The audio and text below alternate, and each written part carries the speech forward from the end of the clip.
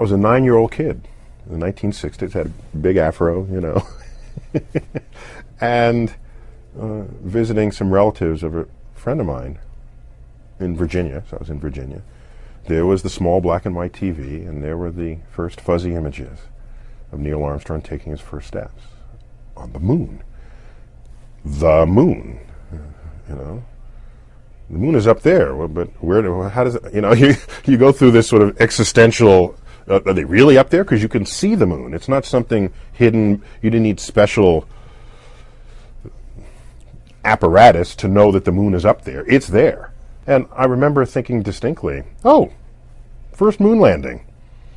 Be the beginning of a whole new era. And I'm sure I was not alone with those thoughts. But because I was certain, as was everyone else, that it was the beginning of an era, I didn't jump for joy or do somersaults. I just said, it's the beginning. So there we were anticipating the moon landing. Then you watch the moon landing, and then you reflect on the moon landing, and as time moved on, it never kept happening.